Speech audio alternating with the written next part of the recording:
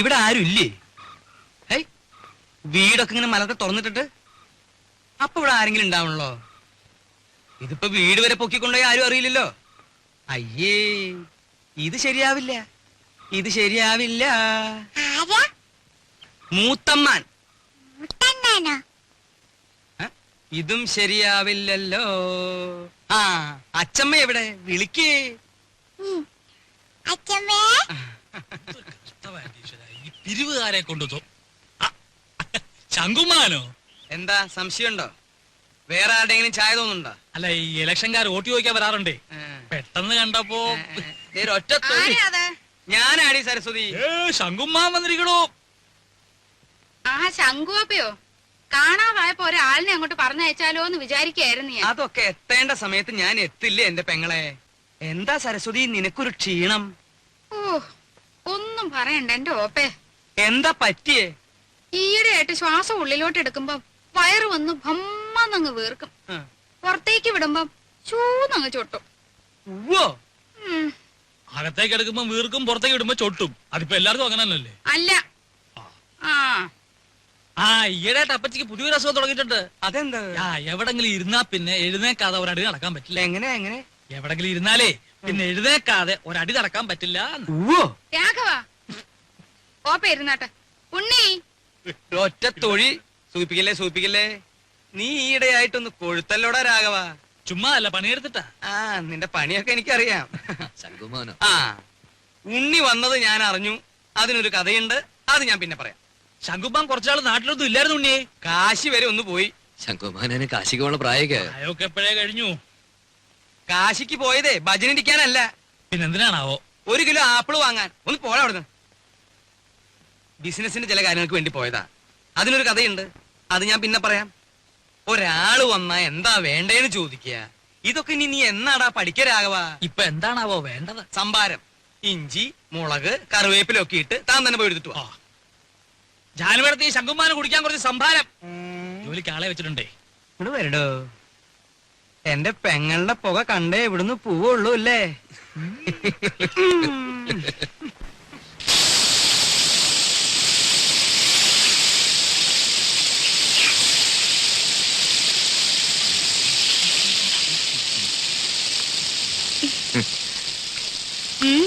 എന്താ പതിവില്ലാതെ അടുക്കളയിലൊക്കെ?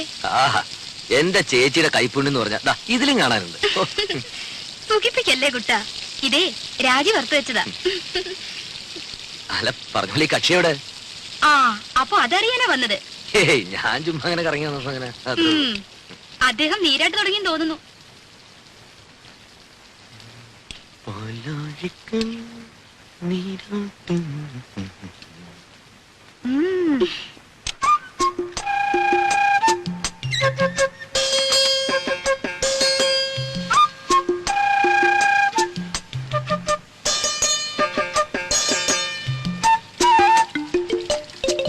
രാജി, രാജി, എന്താ തുറന്നേ.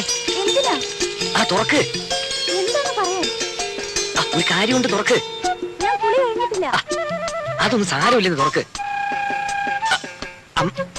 അമ്മാവനെ. അമ്മാവൻ? അമ്മാവന്റെ കാര്യം കുറച്ച് കുഴപ്പാ, തുറക്ക്, പറയാം. എന്താ? അമ്മാവനെ. അയ്യോ, എന്താ ഉണ്ണിട്ടത്? വേണ്ട ഉണ്ണിയുടെ പുറത്തു പോ. പ്ലീസ് വാ. വേണ്ട. ആരുമില്ലെന്നേ.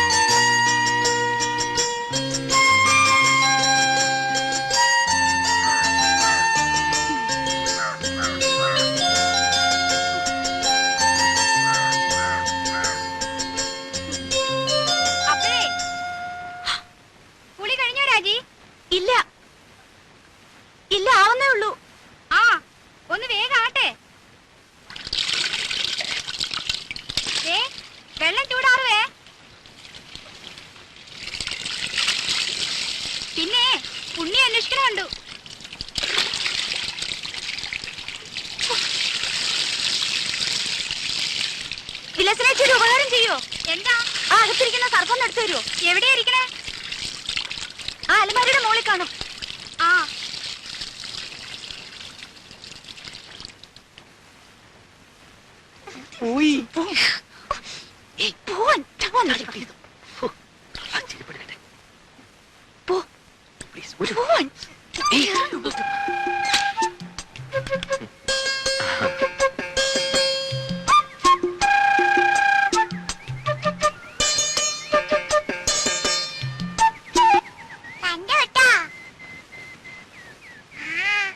എന്ത് കണ്ടുപിടി ഇവിടെ വാടി ഇവിടെ നിക്കവിടെ. നിക്കാൻ. ഇന്ന് ഞാൻ എന്റെ മാളുവമ്മേ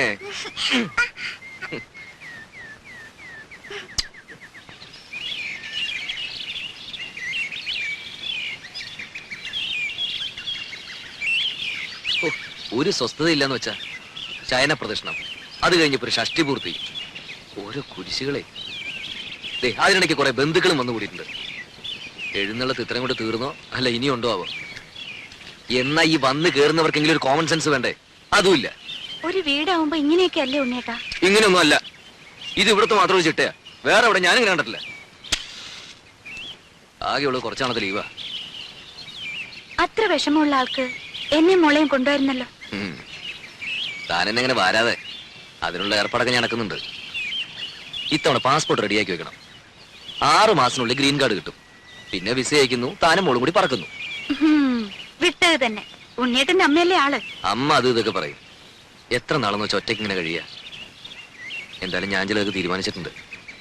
ആ നാളെ തന്നെ പോയി പാസ്പോർട്ടിന് അപ്ലൈ ചെയ്യണം. സ്വപ്നം കാണാം.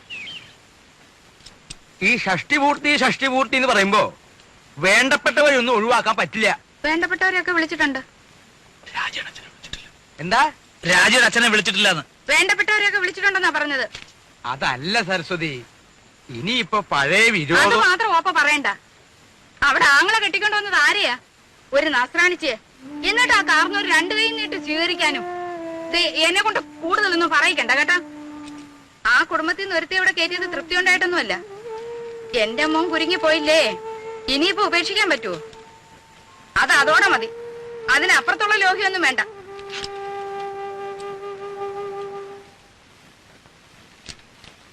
ആ നീ ഇവിടെ ഉണ്ടായിരുന്നോ? ഞാൻ നിന്നെ അന്വേഷിച്ച് നടക്കായിരുന്നു. ഈ പന്തല് പണിക്കാരുടെ തട്ടും മുട്ടും കാരണം കിടക്കാൻ ഒരിടയില്ലാണ്ടായി. എന്താ ഉണ്ണിയെ, നിന്റെ അമ്മ ഇവിടെ കൊതുകിനെ വളർത്തുണ്ടോ? ഉറങ്ങാറായോ ഉണ്ണിക്ക്? ഞാൻ കിടക്കാനുള്ള ഉറങ്ങാറാവുമ്പോ പറഞ്ഞോളൂട്ടോ. എന്തോ ഞാൻ പറയണെന്ന് ആലോചിച്ചല്ലോ. ആ നീ വന്ന വിവരം ഞാൻ എങ്ങനെ അറിഞ്ഞു എന്ന്, അതൊരു വലിയ കഥയാ. നീ നമ്മുടെ കിഴക്കേടത്തെ കാർത്തേനിയമ്മയുടെ മകൻ ഗോപാലൻ അറിയോ? മനസ്സിലായി. കാലിന് കുറച്ച് സുഖമില്ലാത്ത. അത് ഭാസ്കരൻ. അവന്റെ കഥ ഞാൻ വേറെ പറയാം. അവൻ ഒരു വേൽത്തിപ്പെണ്ണായിട്ട് ചില കാര്യങ്ങളും അതും മറ്റതും മറിച്ചതും ഒക്കെ, അതൊക്കെ ഞാൻ എല്ലാവരും ഉറങ്ങിയതിന് ശേഷം പറയാം. ഇത് ഭാസ്കരന്റെ അനിയൻ ഗോപാലൻ. ഓ ഞാൻ അറിയും. നീ അറിയൂ അവനെ? അവനൊരു കളിപ്പേരുണ്ടല്ലോ. നല്ല ഉറക്കം തൂങ്ങിട്ട് പോയി ഞാൻ. ഉറക്കം തൂങ്ങി. അത് അവന്റെ അനിയൻ. ഇത് ഗോലി. അവൻ ഇങ്ങനെ ഉരുണ്ടാണല്ലോ നടക്കണേ. ഈ ഗോപാലൻ അവന്റെ അളിയനെ ദുബായിക്ക് പ്ലെയിൻ കയറ്റാൻ തിരുവനന്തപുരത്ത് പോയി. തിരിച്ചു വന്ന് ബസ് ഇറങ്ങിയപ്പോഴാ അവൻ എന്നെ കണ്ടതും അവൻ എന്റെ നേരെ ഇങ്ങനൊരു വരവാ. ഈ ഗോലി എന്തിനാ എന്റെ മെക്കിട്ടേക്ക് ഇങ്ങനെ ഉരുണ്ടു വരണേന്ന് ഞാനും വിചാരിച്ചു. ഞാനും അവനും തമ്മിൽ ഏതാണ്ട് ഇങ്ങനെ എത്ര അടി ഉണ്ടാവും? 2 അടി കാണും. അല്ല 3 അടി ഉണ്ട്. സ്വിച്ചിട്ട പോലെ അവിടെ നിന്ന്. ഇവന്റെ നിൽപ്പ് കണ്ടപ്പോ ഞാനൊന്ന് അന്താളിച്ചു. എന്താ ഗോപാല ഉണ്ടായേന്ന് ഞാൻ ചോദിച്ചു. അപ്പൊ അവൻ പറയാ, തിരുവനന്തപുരത്ത് വെച്ച് അവന്റെ അളിയനെ ദുബായിക്ക് വണ്ടി കയറ്റാൻ ചെന്നപ്പോ എയർപോർട്ടിൽ വെച്ച് ഉണ്ണി വന്നു എന്ന് അറിഞ്ഞുത്രേ. അങ്ങനെയാ നീ വന്നു എന്ന് ഞാൻ അറിഞ്ഞത്. എനിക്കൊരു പ്ലാനൊക്കെ ഉണ്ട്. മൂത്ത മകൻ ചന്ദ്രശേഖരനെ 1 മാസം തടിയുടെ പോലെ ഇരുത്തിയിട്ട് അമേരിക്ക, കാനഡ ഇങ്ങനെയുള്ള പുണ്യസ്ഥലങ്ങളൊക്കെ ഒന്ന് സന്ദർശിക്കണം. അടുത്ത് കിടന്നിടൂ അമ്മാവാ.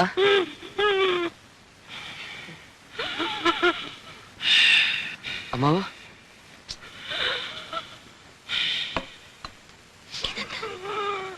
ഷീറ്റോടെ വലിച്ചെടുത്ത് കാട്ടിലേക്ക് കളയും ഞാൻ.